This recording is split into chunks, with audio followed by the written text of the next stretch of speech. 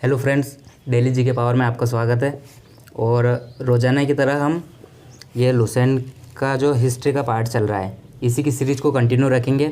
और आज का 5वां पेज है जिसमें हम वैदिक सभ्यता के सभी इम्पोर्टेंट प्रश्नों को डीपली डिस्कस करेंगे।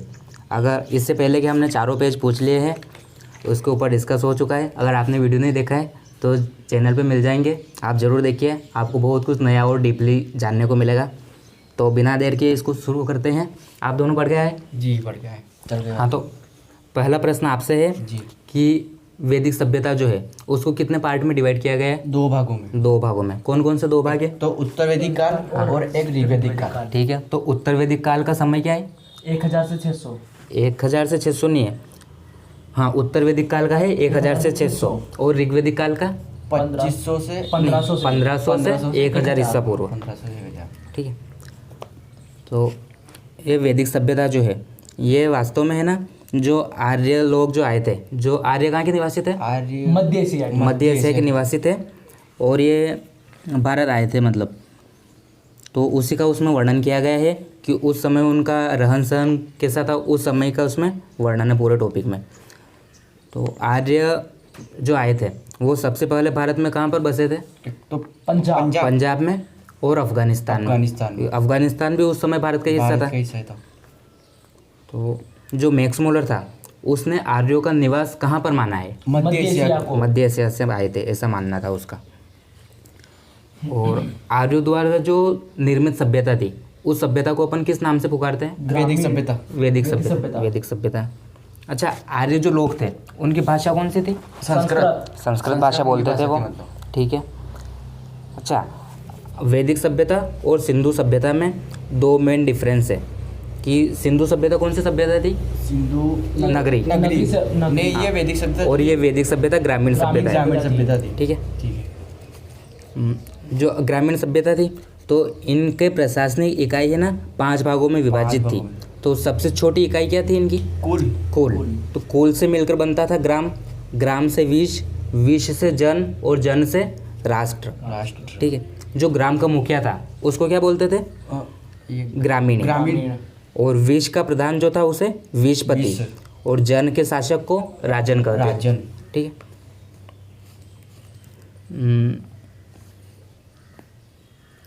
अगला प्रश्न है आपसे कि जो गोचर भूमि का अधिकारी होता था उसको क्या बोलते थे?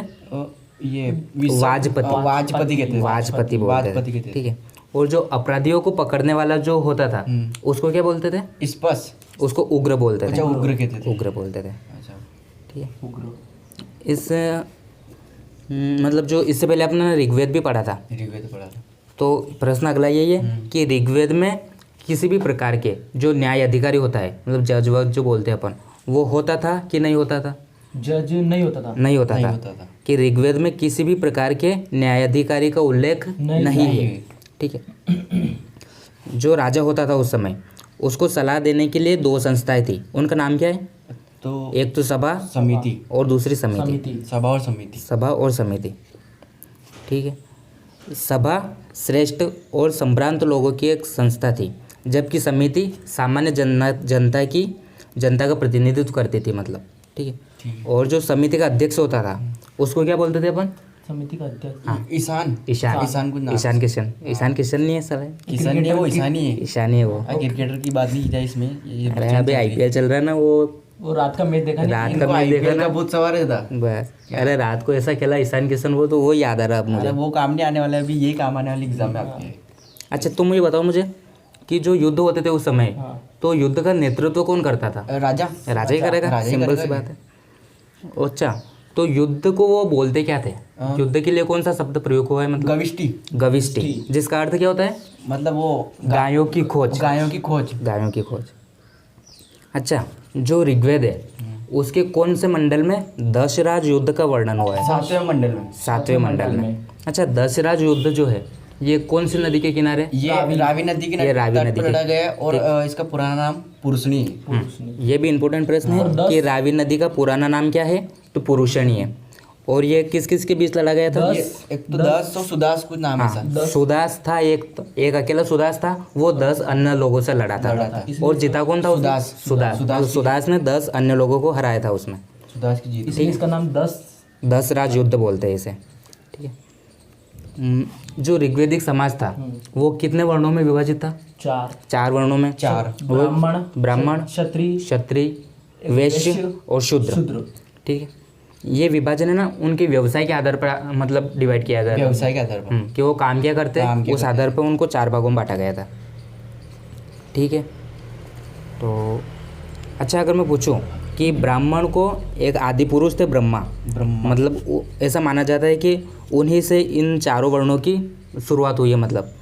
तो ब्राह्मण जो है वो उस परम पुरुष के किस अंग से निकले हैं? मतलब अंग से, मुख से शुरुआत हुई है ब्राह्मण की। क्षत्रिय की शुरुआत, क्षत्रिय मतलब लड़ने काम करता है तो भुजाओं से, भुजाओ हाथ।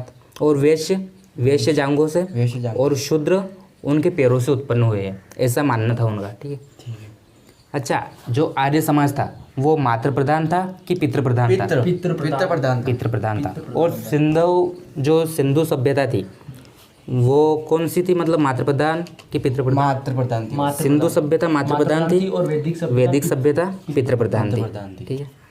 अच्छा, वैदिक समाज जो था ये 5 इकाइयाँ थी इसकी। हाँ। तो इसकी सबसे छोटी इकाई कौन सी थी? ग्राम नहीं, कुल थी। कुल थी ना। जो कुल का मुखिया होता था उसको क्या बोलते थे? ये कुलिप, कुलप बोलते थे, कुलप, ठीक है। अच्छा, जो स्त्रियाँ थी, औरतें, वो अपने पति के साथ यज्ञ में भाग ले सकती थी या नहीं ले सकती थी, ठीक है। अच्छा, सिंधु सभ्यता में बाल विवाह और प्रथा प्रथा थी या नहीं थी?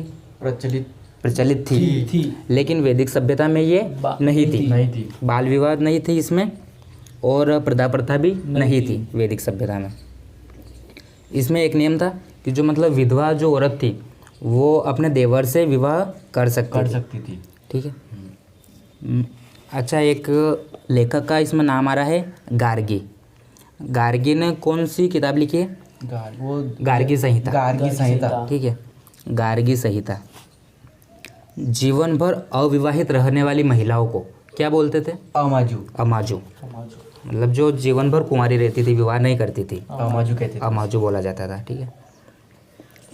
अच्छा, जो वेद और वेदांग थे, कितने वेद थे? 4 वेद है। और वेदांग कितने? 6 वेद है। तो उनको जो पढ़ने वाला होता था, पढ़ाने वाला, उसको क्या बोलते थे? ऋषि या नहीं, उपाध्याय। अभी बोलते हैं अपन अध्यापक, उपाध्याय, तो वैसे ही बोलते थे उस समय भी, ठीक है। अच्छा, आर्य जो लोग थे उनका मुख्य पेय पदार्थ क्या था? सोमरस पीते थे, जो कि वनस्पतियों से बनाया जाता था, ठीक है। सोमरस, जिसे अभी अपन चाय पीते हैं वो। हाँ, वो उनका प्रिय था सोमरस। मैं नहीं पीता हूँ चाय। अरे मैंने दूध पीना स्टार्ट कर दिया। अरे तुम कुछ भी पियो, फालतू बात नहीं होनी चाहिए यहाँ पे। हाँ चलो, वो तो है थोड़ी। चलो तुम ये बताना कि दर्शन थे कुछ उस समय में, कितने दर्शक थे? दर्शन इसमें 7 का नाम दे रखा है। 7 दर्शन है ना। अच्छा, उनके प्रवर्तक पूछ लिए जाते हैं अक्सर। जो चारवाक दर्शन था उसका प्रवर्तक कौन? चारवाकी। योग दर्शन पतंजलि। योग सुन के वही करता है पतंजलि, बाबा रामदेव पतंजलि, उसकी ट्रिक कैसे याद रख सकते हैं? वही दिमाग में आता है। अच्छा, सांख्य दर्शन कपिल मुनि। और न्याय दर्शन गौतम बुद्ध था। एक और है पूर्व मीमांसा दर्शन, यही वो इसके है जेमिनी। और उत्तर मीमांसा के बादरायण, ये थोड़ा याद रखने में थोड़ा। और वैशेषिक, इसके है कणाद, ठीक है। अच्छा, कणाद का नाम सुना है ना। ये इन कणाद को है ना भारतीय परमाणुवाद का जनक भी बोला जाता है, ठीक है। इन्हीं ने बोला था, मतलब सबसे पहले इन्हीं ने बताया था कि प्रत्येक पदार्थ जो है छोटे छोटे कणों से मिलकर बना है, जिसे क्या बोलते हैं? परमाणु, ठीक है। इसी वजह से इनको भारतीय परमाणुवाद का जनक कहा जाता है। अच्छा, आर्य जो लोग थे वो मतलब मनोरंजन के लिए क्या करते थे? मतलब ये संगीत सुनते थे, और रथ दौड़, घोड़ दौड़ और द्यूत क्रीड़ा, है ना। और जो सिंधु सभ्यता के लोग थे वो क्या करते थे मनोरंजन के लिए? पासा खेलना, हाँ, पासा खेलना, शिकार पशुओं को करना, आपस में लड़ाना, आपस में ऐसे लड़ना, काम करते थे। चौपड़ भी खेलते थे। चौपड़ भी खेलते ठीक थे। है। आदि। अच्छा, मैंने पूछा था आपसे पहले ही दिन कि गाय को क्या बोला जाता था ऋग्वेद में? अधन्य। अधन्य। अधन्य। ठीक है, गाय के लिए अधन्य शब्द का प्रयोग हुआ है। ठीक है। तो इसमें भी यही लाइन है कि गाय को अधन्या यानी कि न मारे जाने वाले पशु की श्रेणी में रखा गया था। ठीक है, गाय सर्वश्रेष्ठ थी। गाय को सर्वश्रेष्ठ मानते थे और जो इसकी हत्या करता था उसको, अगर हत्या करता था या फिर उसे घायल करता था, उसको मृत्युदंड या फिर देश से निकालने की व्यवस्था थी। अच्छा। अच्छा, आर्य जो लोग थे उनका सबसे प्रिय पशु कौन सा था? घोड़ा। घोड़ा सबसे घोड़ा प्रिय था था। प्रिय पशु। और सबसे प्रिय देवता? नहीं, इंद्र। इंद्र था। और इंद्र को उनके मानते लिए थे। वो पशुपति। हाँ, सिंधु सभ्यता में सिंधु पशुपति। सभ्यता में पशुपति।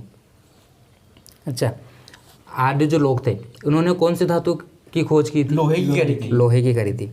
ठीक है। और सिंधु सभ्यता के लोग लोहे से परिचित लोहे से थे। परिचित नहीं थे। उन्होंने सबसे पहले कौन सी धातु प्रयोग की थी? तांबे की। तांबा। तांबे की। तांबा प्रयोग किया था। और इन्होंने वैदिक सभ्यता वालों ने लोहे की। लोहे की। अच्छा, ये लोहे को लोहा नहीं बोलते थे, ये क्या बोलते थे? ये श्यामयस। श्याम अयस। लोहे को ये बोलते थे श्यामयस और तांबे को बोलते थे ये लोहितयस। लोहितयस। यार नाम में थोड़ा सा कंफ्यूज नहीं होना है। ये लोहित अपन लोहे के पास नहीं जाना है। लोहितयस बोलते थे ये तांबे को और श्यामयस लोहे को। थोड़ा उल्टा है इसमें। उस उल्टा है इसमें थोड़ा सा। ये तुम्हें कंफ्यूज करने के लिए। कंफ्यूज तो होता ही है तो। अच्छा, ये कुछ भी लेन देन करते थे तो उस समय करेंसी तो शायद नहीं थी, तो ये किस प्रणाली का प्रयोग करते थे? वस्तु विनिमय प्रणाली। वस्तु विनिमय प्रणाली। हाँ, वो भी कि मुझे ये वस्तु चाहिए तो तू ये ले लेना, मुझे वो दे देना, उस टाइप। ना हमने बस। अच्छा, उस समय भी ब्याज देने वाला होता था। हाँ। अभी है ना लोन वोन के फोन आते रहते ये, उस समय भी होता था। जो ऋण लेकर ब्याज देता था उस व्यक्ति को क्या बोलते थे? सूदखोर ने उसमें मतलब वो हाँ, सूदखोर यानी कि वेक नोट। वेक नोट। वेक नोट देता था वो। वेक नोट ऐसे याद रख सकते हो उसको कि ऋण देकर ब्याज देने वाला वेक नोट। अच्छा, मनुष्य और देवता के बीच में मध्यस्थ की भूमिका निभाने वाला किसको मानते थे? मतलब ये मध्यस्थ भूमिका। तो ये अग्नि को मानते थे। अग्नि को ना। ऐसा मानना था इनका कि अग्नि जो है वो इंसान के और भगवान के बीच में मध्यस्थ की भूमिका निभाता है। ठीक है। अच्छा, ऋग्वेद में कौन सी नदी को सबसे पवित्र नदी बोला गया? सरस्वती को। सरस्वती को। और अच्छा, ऋग्वेद में सबसे ज़्यादा बार कौन सी नदी का वर्णन है? सिंधु नदी का वर्णन नदी है। का वर्णन देता है। वर्णन सिंधु का, लेकिन पवित्र सरस्वती नदी को माना गया है। ठीक है। और जो अपन मानते हैं भारत की, अभी जो मानते हैं कि सबसे पवित्र किसको मानते हैं? गंगा को। तो ऋग्वेद में गंगा नदी का वर्णन कितनी बार है? एक बार। सिर्फ एक बार। एक बार हुआ है। एक बार है। ठीक। अच्छा, इसमें कुछ नदियाँ दे रखी है और ऋग्वेद की काल में उनको किस नाम से बोला जाता था? मतलब प्राचीन नाम क्या है प्राचीन नाम वो आपको बताना है। ठीक है। मैं अभी जो बोलूँगा उसका आपके पूरा प्राचीन नाम बताने हैं। अच्छा, रावी नदी को पहले क्या बोलते थे? पुरुषनी। हमने पढ़ लिया ये। पुरुषनी। सतलज नदी को? सतलज को शतुद्री नदी बोलते थे। अच्छा, गंडक नदी को? सदानीरा। गंडक को सदानीरा। और गोमल नदी को? गोमती।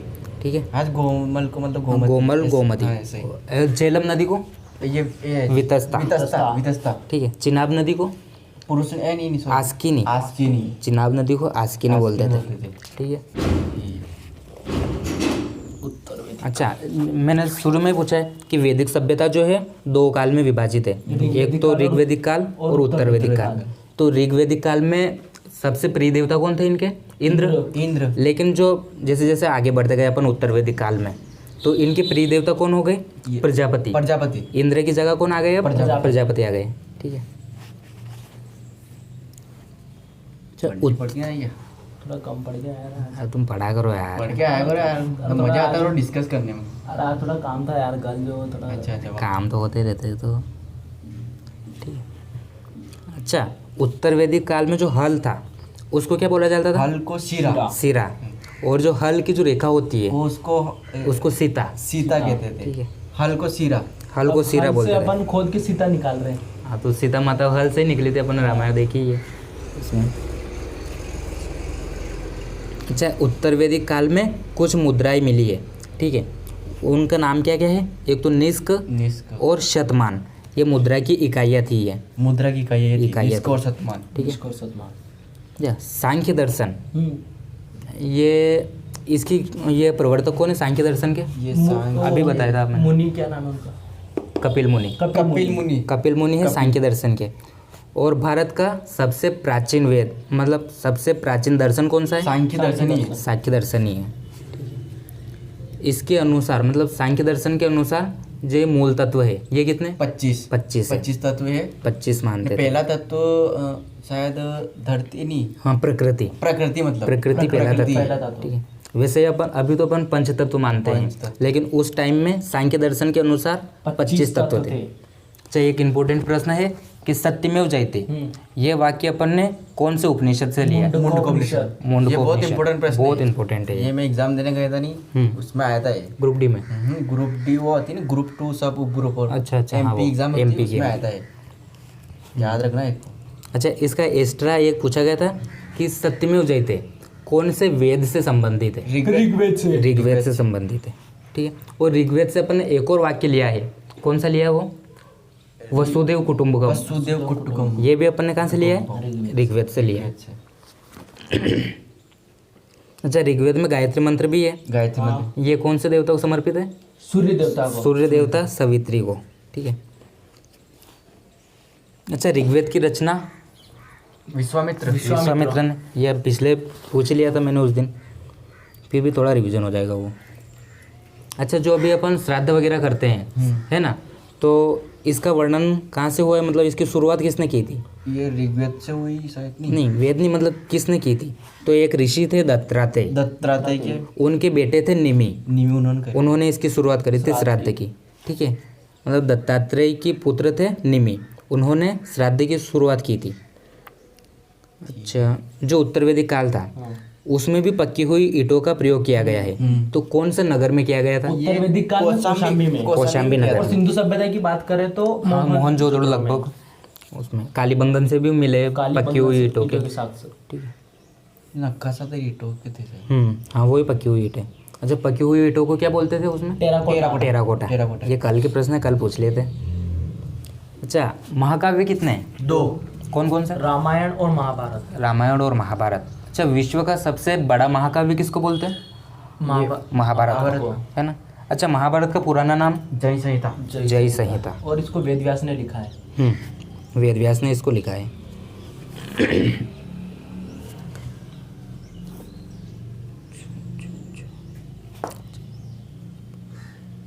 अच्छा, बादरायण अभी नाम आया था। बादरायण उन्होंने कौन से ग्रंथ की रचना की है? तो उनका ग्रंथ है ब्रह्मसूत्र या वेदांत सूत्र, ठीक है। तो यहाँ पर अपनी ये वैदिक सभ्यता कंप्लीट होती है, कंप्लीट हो गई। इसके सभी प्रश्न मैंने डिटेल में पूछ लिए वैसे, ठीक है। सभी लगभग हो गए, सभी हो गए हैं। तो कल अपन पूछेंगे ये जो छठा प्रश्न है, इसमें है महाजनपद थे, 16 महाजनपद थे, उनके बारे में डिस्कस करेंगे। और इसके बाद करेंगे अपन जैन धर्म। तो कल आप इसे पढ़कर आइएगा, बिल्कुल, ठीक है। आप भी पढ़ना और हमारे साथ बताना, ठीक है। तो चैनल को अगर सब्सक्राइब, कुछ नया जानने को मिल रहा हो, हमारा काम पसंद आ रहा हो, तो हमें सपोर्ट करें। कैसे करना है वो आप जानते ही हैं। वीडियो को लाइक करें, शेयर करें और सब्सक्राइब करें, फ्रेंड के साथ शेयर करें। तो मिलते हैं अगले वीडियो में।